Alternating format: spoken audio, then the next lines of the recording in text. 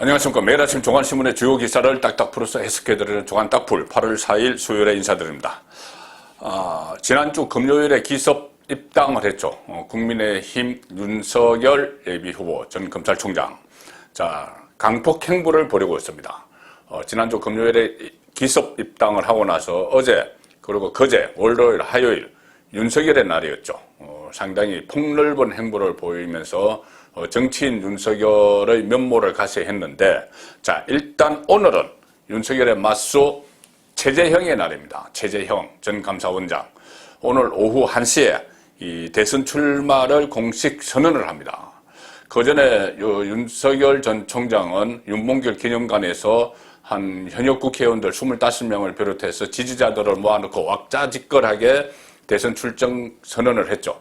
그런데 오늘 코로나19 때문에 최재형 전 원장은 비대면으로 출마 선언을 합니다. 줌 회의 시스템 이걸로 출마 선언을 하고 또 비대면으로 기자 간담회도 갔습니다. 그래서 오늘 국민통합, 헌법 수호 이런 이야기를 하면서 문재인 정부가 얼마나 헌법 가치를 훼손을 했고 또 국민을 분열시키는지 그런 메시지를 발표하는 데 주력할 것이다 이렇게 하는데, 일단 윤석열이 이 윤봉길 기념관에서 와작지껄하게 이 대선 출마 선언을 한 것, 그리고 오늘 최재형 전 원장이 비대면으로 줌 회의 시스템을 통해서 이렇게 출마를 선언하고 기자회견을 하는 것, 이 양쪽의 차이가 저는 앞으로 두 맞수가 이 대선 가도를 걷는데 어떤 기조를 보여주는 것 아니냐.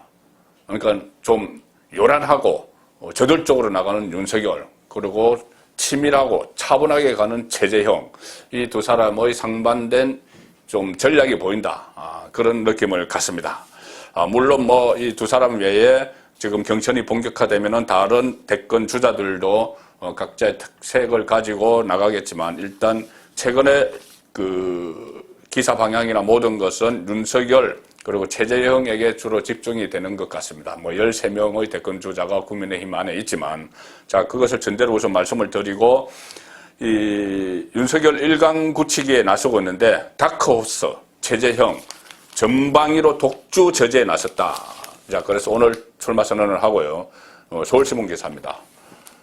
다크호스로 떠오른 최재형이 이 윤석열 독주 저지에 나섰다. 최근에 여론조사 결과를 보면은 전 국민을, 일반 국민을 대상으로 한 여론조사에서 아직 최재형이 상당히 밀리지만 어쨌든 국민의힘 주자 중에서는 2위입니다.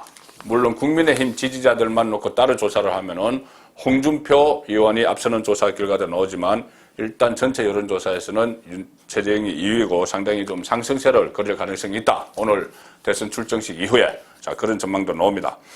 이 공직 사퇴, 이 최재형 같은 경우는 공직 사퇴 후에 바로 정치권에 진입을 했기 때문에 비판이 있죠. 그래서 공직 사퇴 후에 대권으로 직행해서 정치적 중립, 훼손 비판을 안고 가는 만큼 오늘 출마 당위성을 충분히 설명하는데 많은 시간을 할애할 것이다. 그리고 출마 선언 이후에 바로 현장 행보, 정책 발표를 본격화해서 전면전에 돌입할 계획이다. 이 출마 선언을 하고 나서 조만간 또 대구 지역이나 이 보수세가 강한 대구 지역이나 본인이 진해에서 태어났죠. 그래서 이 경남 쪽을 갈 것이다. 이런 분석도 지금 나오고 있습니다. 여러 언론에서 오늘 이 기사를 보도를 했는데, 한국일보 기사입니다. 안팎으로 표심 챙기는 윤석열. 항상 지금 윤석열과 최재형이 대비가 되고 있습니다. 정치 보폭 넓히는 최재형. 그래서 경쟁 굴욕화 본격화됐다. 오늘 이후로는 더 이 맞수 두 사람의 대결이 본격화되면서 지지율 추이가 당장 내일부터 발표될 최재형 지지율 추이가 어떻게 될지 그 부분도 관심을 모으게 됩니다. 출마 선언은 이 최재형 전 원장이 정치적 보폭을 넓히는 신호탄이 될 전망이다. 출마 선언 다음 날 5일부터 전국을 순회하는 민생 행보에 나선다. 여기서 대구를 먼저 갈지 경남 쪽을 먼저 갈지, 경남 진해 또는 보수세가 강한 대구 경북을 검토하고 있다. 그리고 캠프 구성에도 계속 속도를 내고 있고, 뭐 여러 사람들이 지금 발표가 되고 있습니다. 뭐 전용우 한반도 미래포럼 이사장, 또 최윤희 전 합참본부 의장, 뭐 이런 여러 사람들 각 분야별로 다양한 인물들을 지금 최재형 전 원장도 캠프에 끌어들이고 있습니다. 자, 이렇게 기존의 캠프에 사람들을 포진하는 그 경쟁 못지않게 중요한 것이 103명 국민의힘 현역 국회의원들은 조직을 가지고 있기 때문에 나중에 경선에서 이 현역 국회의원들을 얼마나 확보하느냐가 상당히 중요한 이 승부처가 됩니다. 그래서 매일경제신문 보시면은 새 결집 나선 윤석열 최재형, 이것도 또 윤석열 최재형입니다. 다른 주자들 같은 경우에는 상당히 이런 경우에 상당히 불만을 갖습니다. 본인들은 뭐 한 10년 전부터 또 4년 전에 대선에 출마한 사람들도 있고, 그런데 본인들에 대해서는 이 언론이 좀 관심도가 떨어진다, 그런 불만이 있지만 어쨌든 언론 입장에서는 제한된 지면 속에 이 지지율이 높은 순서대로 이렇게 초점을 맞출 수밖에 없는 것이죠. 자, 매일경제도 그렇습니다. 새 결집 나선 윤석열 최재형. 그런데 국민의힘 의원들은 지금 양쪽으로 헤쳐 모여줍니다. 물론 다른 주자들에게 간 사람들도 있지만 대부분은 103명 중에서 대부분은 윤석열 아니면 최재형 그렇게 됩니다. 자, 그래서 윤석열은 캠프 총괄실장의 장제원 의원을 발탁을 했고, 수행실장의 초선 이용, 그리고 최재형은 오늘 출마 선언 이후에 캠프 인선에 본격 났습니다. 그래서 윤석열 입당 후에 또 온라인 입당이 4배 급증했다, 뭐 이런 이야기들도 있고, 자, 당 소속 현역 의원들도 양쪽의 캠프 요직을 맡으면서 본격적인 세력화 양상, 박근혜 전 대통령 탄핵 이후 사라진 계파 정치가 유력 잠룡을 중심으로 재편될 것이란 관측이 현실화. 근데 이 과거의 친이 친박 같은 그런 계파가 지금은 형성되기보다는 일단 대권 주자들을 중심으로 어떤 지지 그룹 정도가 모이는 그렇게 되겠죠. 그래도 편의상 친윤, 친채 이렇게는 계속 불릴 겁니다. 최재형 쪽에서는 김용판, 김미애 의원이 공개 지지를 이미 표명을 했죠. 그 밖에 또 조혜진, 박대출, 조태용, 또 최 전 원장을 돕고 있습니다. 이 세를 확장해 나가고 있는 것이죠. 자, 이렇게 이 최재형 전 원장이 오늘부터 또 본격적으로 기지개를 펴고 활동을 하면은 윤석열 전 총장도 긴장을 하지 않을 수가 없겠죠. 자, 이 최재형 전 원장은 이 대선 준비를 보면은 차곡차곡 이렇게 쌓아가는 그런 스타일입니다. 그리고 특히 이 윤석열 선발주자, 뭐 입당은 먼저 했지만은 어쨌든 뭐 정치판에 먼저 들어온 선발주자 윤석열과 차별화를 하는데, 윤석열을 이 코너를 밀어넣는데 이런 쪽에 주안점을 맞춰서 윤석열 몰이를 하는 그런 대선 전략을 좀 쓰는 것 아닌가, 그런 느낌도 있습니다.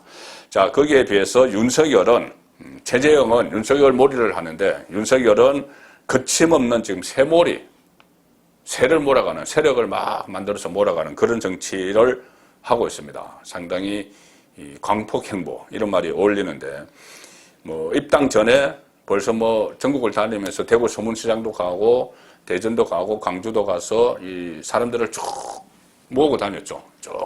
부산도 가고 했습니다. 부산은 입당 후에 갔지만, 자, 그런 상황이고, 입당을 하기 전에 장외에 있으면서 국민의힘 안에 있는 현역 국회의원 40명, 원외 당협위원장 72명, 100명이 넘는 원내외 당협위원장이 윤석열 입당을 촉구하는 연판장을 돌리고 성명서를 발표하는 세몰이죠. 그리고 입당 후에는 국회의원회관을 찾아서 국민의힘 소속 국회의원 103명이 있는 방을 전부 다 돌았습니다.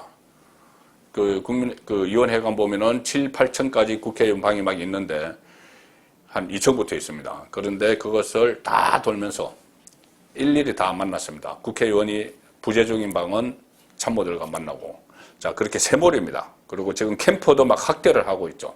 그리고 심지어 어제는 당원 배가 운동을 한다고 서울 시내로 나가서 국민의힘 어깨띠를 두르고 당원 배가 운동 현장에도 나가고 했습니다. 이 과정에서 또 방역수칙, 코로나 방역수칙 위반한 것 아니냐. 자, 이런 또 지적도 나오고 있습니다. 자, 그리고 조금 전에 장제원 의원도, 캠프 총괄실장에 발탁을 했다고 말씀드렸는데, 자, 이 장제원 의원 발탁이 좀 중요한 의미를 갖는 것이 그동안 김종인 전 비대위원장과 윤석열과의 관계, 뭐 좋은 관계가 됐다가 나쁜 관계가 됐다가 별의 순간 이야기했다가 서로 뭐 또 안볼도시 했다가 또 얼마 전에 만나고 막 이렇게 했죠.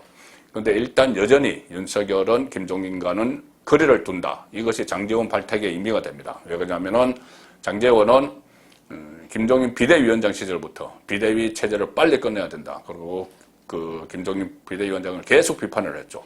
그리고 김종인을 멘토로 두고 있는 이준석 당대표도 계속 비판을 했습니다. 그래서 장제원의 발탁은 그들에게 휘둘리지 않겠다. 김종인, 이준석에게 휘둘리지 않겠다. 이런 의지의 표현이다. 그렇게도 볼 수가 있습니다. 김종인의 당내 저격수 장제원 캠프 총괄실장을 맡았습니다. 그래서 당내 입지를 넓히는 윤석열, 이것도 당내에서 새몰이를 하는 것이죠. 거침없이 새몰이를 하는 겁니다. 지금 당내에 버티고 있는 김종인 세력들도 그냥 젖히면서 캠프 총괄실장의 장제원, 수행실장의 초선 이용, 수행실장을 국회의원으로 뒀는데 초선 이용 의원은 루찌, 동계올림픽 종목이죠. 국가대표 출신입니다. 그리고 평창 동계올림픽 봅슬레이, 스켈레톤 국가대표팀 총감독을 지내기도 한 참 이색적인 이력의 소유자죠. 자, 그리고 또 윤석열 쪽에서 하나 주목되는 것이 현역 국회의원들뿐이 아니고 국회의원실에는 보좌진도 쏙쏙 캠프에 합류를 시킨다. 이것은 역대 대선 때마다 이런 데 있었습니다. 왜 그러냐면 실무적으로 일할 캠프 사람들이 필요하죠. 그러면은 가장 능한 사람들이 저 국회 안에서 국회의원들을 보좌하고 있는 참모진들입니다. 보좌관, 사급보좌관 또는 5급 비서관, 뭐 6급 비서 이런 사람들이 윤석열 쪽에 선 국회의원들의 보좌진이 윤석열 캠프에 파견을 나가는 겁니다. 자, 이 부분에 대해서도 논란이 있을 수가 있습니다. 왜냐하면은 국회의원 보좌진은 의정활동을 보좌하라고 국가에서 월급을 받는데 실제로 다른 캠프에서 파견돼서 일한다. 그것이 논란이 된 적도 몇 번 있었죠. 근데 어쨌든 지금 정치권에서는 그렇게 하고 있습니다. 그리고 만약에 윤석열 쪽에 갔던 이 사람들이 윤석열이 대통령이 돼서 청와대로 들어가면은 상당수가 청와대로 같이 들어갑니다. 주로 사급 보좌관, 5급 비서관 이렇게 되니까 청와대로 들어갈 때 행정관으로 주로 들어가죠. 비서관은 1급입니다. 그리고 선임행정관 2급인데 주로 3급 행정관 정도로 많이 들어가는. 자, 그래서 청와대로 들어가기 위해서라도 본인들이 총력을 다해야죠. 자, 이것도 일종의 새몰이 정치가 되는 것이죠. 자, 이 상황에서 계속 윤석열과 최재형을 맞세우는 이런 기사가 또 있는데 윤석열 앞으로 말조심하겠다. 맞아도 KO 노리는 타이슨 정치하겠다. 어제 제가 말씀드렸죠. 그 시무칠조 조은산 작가를 만나서 대화 중에 밝혔다. 그리고 맞아도 나는 계속 새몰이 하면서 나가겠다. 타이슨. 어제 제가 메이웨더와 비교를 해서 말씀을 드렸습니다. 그 타이슨 정치를 계속 하겠다는 것이고 또 조은산을 만나서 조국 수사는 정의, 정치가 아닌 상식이었다. 그리고 말 실수 논란이 요새 많죠. 정치 처음이라서 그렇다. 검사처럼 설명하다가 오해를 불렀다. 자, 이렇게 하고 어제 또 그 현장으로 나가서 당원 모집 캠페인도 했는데 자, 그 옆에 따라 붙었습니다. 같이 윤석열 기사가 나오면 이제 최재형 기사가 안 나올 수가 없죠. 일종의 이것도 형평성입니다. 오늘 출마 선언 최재형, 키워드는 청년 미래통합. 그 사진은 서울 여의도 선거사무실에 붙은 사진. 오늘 출마 선언한다는 것을 윤석열 기사와 같이 붙였습니다. 계속 이렇게 되면은 맞수 대결로 가는 거죠. 자, 그리고 출마 선언문에는 정권 교체를 뛰어넘는 비전이 제시될 것이다. 정권 교체를 대선 출마 명분으로 내세운 윤석열, 출마 선언과 차별화하겠다.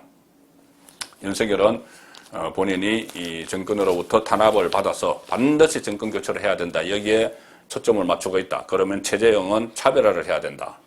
윤석열 몰이를 하기 위해서는 윤석열보다 한 단계 넘는 것으로 또 차별화를 해야 된다. 그래서 단순히 정권 교체뿐이 아니고 이 국가 개조까지 더 큰 청사진을 발표하겠다. 그런 의미가 됩니다.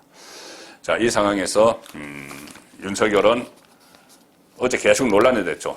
다리를 쩍 벌리고 앉는 그런 모습, 또 이야기할 때 도리도리 이런 것이 상당히 논란이 됐는데 어제 이미지 컨설팅을 받았다고 합니다. 어제 막 그런 논란이 있었는데 어제 당장 이 강화문 그 사무실에 이미지 전문가 모 교수, 대학 교수를 불러서 말투, 자세, 걸음걸이에 대한 컨설팅을 받았다. 벌써부터 아주 적극적으로 반응을 하고 있죠.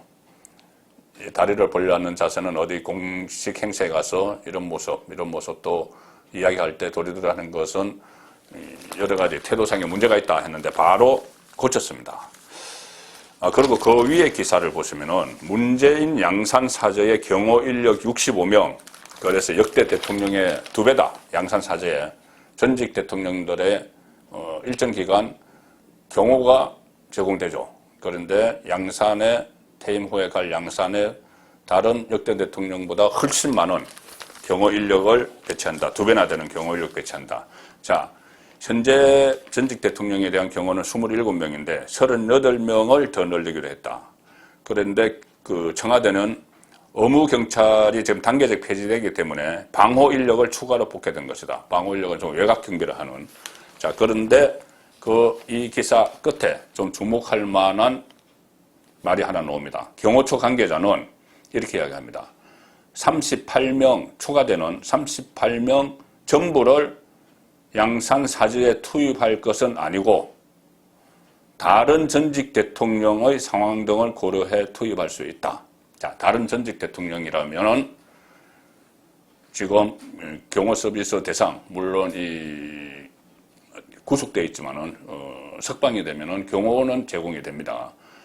그래서 다른 전직 대통령이라면은 이명박, 박근혜 전 대통령을 이야기하게 됩니다. 그래서 이 경호 인력을 전직 대통령 경호 인력을 늘리는 것이 8.15 강복절에서 두 전직 대통령 MB 박근혜 전 대통령 사면 가능성이 남아 있기 때문에 그런 것 아닌가.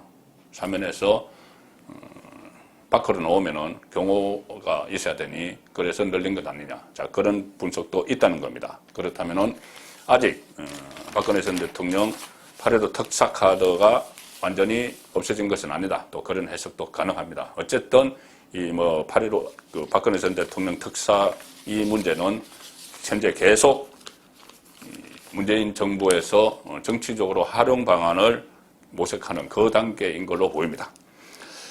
자, 그리고 또 이 윤석열 계속해서 여러 곳에서 또 세모레를 하면 그만큼 또 저항도 있죠. 압박도 있는데 최근에 이 대선 후보 검증단을 대표실 산하에 설치하겠다. 그런 말이 있어서 논란이 있었죠. 그런데 이준석 대표가 윤석열 저격수로 불리는 김진태 전 의원을 이 대선 후보 검증단 단장에 검토하고 있다. 자, 이것을 본인이 이번에는 확인을 했습니다. 검찰총장 청문회 때 윤석열 전 총장을, 물론 그때는 윤석열 전 총장이 여당 편이라고 생각을 해서 그랬지만은 어쨌든 5대 불가론 이렇게 하면서 강력히 윤석열 불가론을 제기했었고 또 윤석열 전 총장이 수사를 했던 박근혜 전 대통령의 핵심이죠. 그래서 친박 핵심으로 태극기 집회에 나가고 하는 김진태 전 의원을 이준석이 윤석열 검증을 맡겼다. 대선 후보 검증이라고 하지만 실제로는 거의 모든 힘이 윤석열에게 쏠리겠죠. 그 타깃이. 그런데 김진태를 맡겼다. 자, 여기에 대해서 이 정치권에서는 국민의힘 지도부의 윤석열 견제용 아니냐. 국민의힘 지도부, 여기서 이준석을 이야기하는데 이준석뿐이 아닙니다. 이준석이 왜 최고위원들이 윤석열을 견제하는 일은 없죠. 그것이 아니고 이 윤석열 뒤에 또 어떤 세력이 있는 것 아니냐.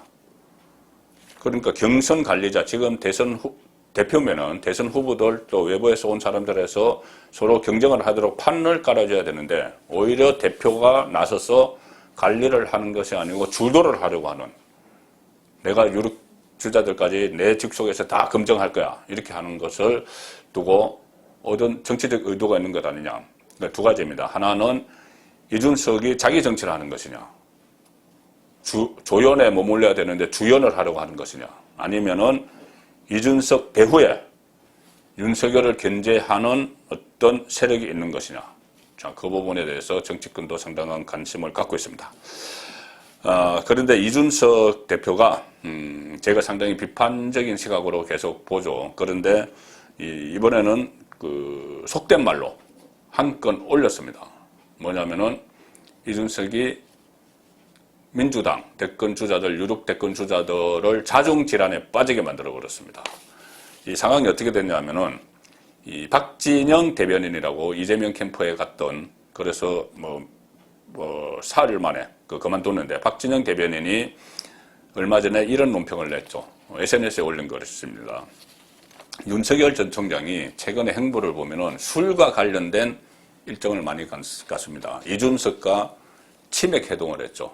치킨 맥주. 그리고 부산에 가서 그 현역 그쪽 부산 의원들과 낮에 이 국밥에 소주를 마셨습니다. 그래서 국소. 그런 또 사진이 보도가 되고, 또 대선이라는 부산 브랜드, 소주 브랜드도 사진에 오르고 그랬죠. 그리고 또 금태섭 전 민주당 의원과 또 저녁에 소주를 마셨다. 이렇게 되니 이 박진영 전 대변인 입장에서는 윤석열을 술꾼으로 몰아가기 위해서 이 술꾼 이야기를 막 했습니다. 그러면서 코로나 위기에 역행하는 음주 파티나 벌이느냐 이러면서 술꾼 이미지를 갖다 붙이려고 했죠.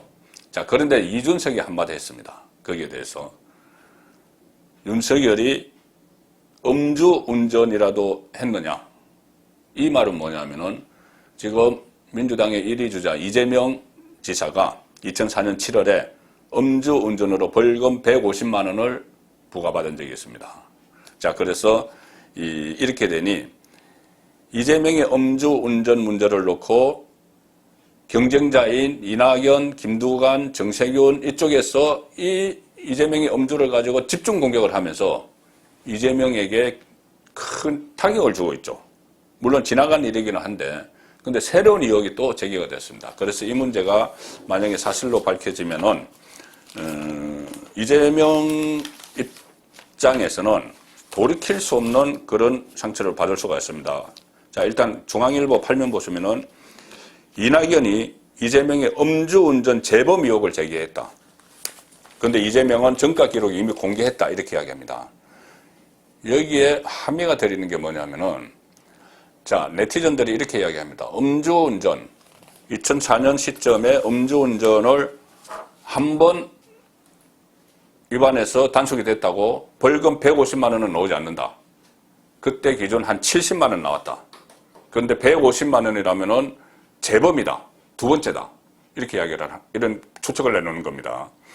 자, 그런데 만약에 두 번째라면 이재명이 첫 번째는 다 감춘거야 되기 때문에 거짓말 논란이 일어나서 도덕성에 치명적인 상처를 받습니다. 특히 음주운전 문제이기 때문에.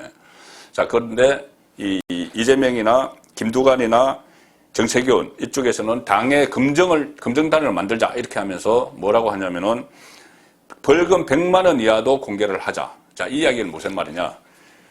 이 네티즌들의 추리는 이거죠. 1차 음주 단속에 걸렸을 때는 보통 한 70만 원 받고 2차 단속에 걸리면 150만 원을 받는데, 이 150만 원짜리만 신고한 것은 이 어떤 당 선관위 같은 곳에서 본인이 자료를 제출할 때 정가사실을 적게 되어 있죠. 정가사실을 적게 되어 있는데 100만 원 이상만 적게 되어 있습니다. 100만 원 이상 벌금 받은 것만. 그러니 이재명이 처음에 70만 원짜리 1차 걸렸을 때 70만 원짜리가 있었다면 그거는 안 적었을 수가 있다는 거죠. 2차에서 150만 원 받았기 때문에 그것은 적었을 거다. 자, 그래서 그거를 공개하자. 그것을 공개하는 방법은 간단합니다. 뭐냐면은 정가 기록 조회서를 띄면은 다 나오죠. 뭐 몇십만 원 받은 것까지 다 나옵니다. 그리고 나중에 그것이 뭐 말소가 됐으면 말소됐다는 것까지 다 나옵니다. 그러면은 만약에 이재명이 두 번째라면은 그 안에는 70만 원짜리든 몇십만 원짜리가 있겠죠. 근데 그것은 당에 제출할 때 뺀 겁니다. 왜냐하면은 100만 원 이상만 적기로 되어 있었기 때문에. 그래서 아예 정가 기록 조회서를 공개하자. 이렇게 이야기를 합니다. 그러면은 이 정가 기록 조회서는 본인만이 신청을 해서 발급받을 수가 있기 때문에 이재명이 본인이 발급받아서 다 제출하자는 겁니다. 그런데 이재명은 아니야, 나는 이미 정가 기록 다 공개했다는 게 뭐냐 하면은 100만 원 이상 받은 것을 지금까지 당 선관위에 다 냈기 때문에 그걸로 끝이야. 이렇게 이야기를 하는 겁니다. 그래서 이 논란의 핵심은 정가 기록 조회서를 이재명이 당에 제출한 100만 원 이하 벌금 이것 말고 모든 것이 다 나와 있는 50만 원짜리든 70만 원짜리든 다 나와 있는 정가 기록 조회서만 이재명이 제출을 하면 끝인데 이재명이 그것을 제출을 아직은 안 하고 있습니다. 자, 그래서 이것이 어떻게 흐름에 따라서는 이재명에게 치명상을 줄 수 있는 그런 문제입니다. 자, 세계일보도 경선 이전 투구라고 하면서 정가 기록, 정가 이야기가 나옵니다. 정가 기록. 이것은 정가를 한 번 더 있다는 이 정도 문제가 아니고 이재명의 거짓말 논란이 되기 때문에 상당히 이재명에게 치명적인 것이 될 수 있습니다. 물론 정가 기록 조회서를 제출해서 거기서 본인이 지금까지 이야기한 그대로면은 문제가 없지만은 계속 제출을 안 하면은 그것이 제출을 강제할 수는 없죠. 계속 제출을 안 하면은 이 논란이 상당히 또 커지고 나중에 또 새로운 사실이 밝혀질 수도 있습니다. 자, 오늘 그 조간딱폴은 여기까지 보여드리고 사진 하나를 소개해드리면서 끝마치겠습니다. 최근에 제가 조간딱폴 시작하기 전에 도쿄올림픽에서 활약한 우리 선수들 사진을 몇 차례 소개를 해드렸는데 오늘 모든 언론에 크게 난 사진은 이 사진입니다. SNS 화제의 이 사진. 화투 치는 사진이죠. 화투. 구순 할머니와 29세 간호사는 방호복을 입고 화투를 치는 이 장면입니다. 구순 할머니가 격리가 돼서 코로나 진단을 받기 위해서 요양병원에서 격리가 돼서 음압병실에 입원을 했는데 이 간호사가 할머니가 치매 증상이 있으니 좀 치료 겸 그리고 너무 무료하니 놀이 겸 같이 앉아서 맞고를 치는 그런 훈훈한 사진입니다. 일을 하다가 짬을 내서 방호복을 다 입고 자, 이 사진이 어제 SNS를 달궜습니다. 8월 4일 보내드린 조간딱폴이었습니다.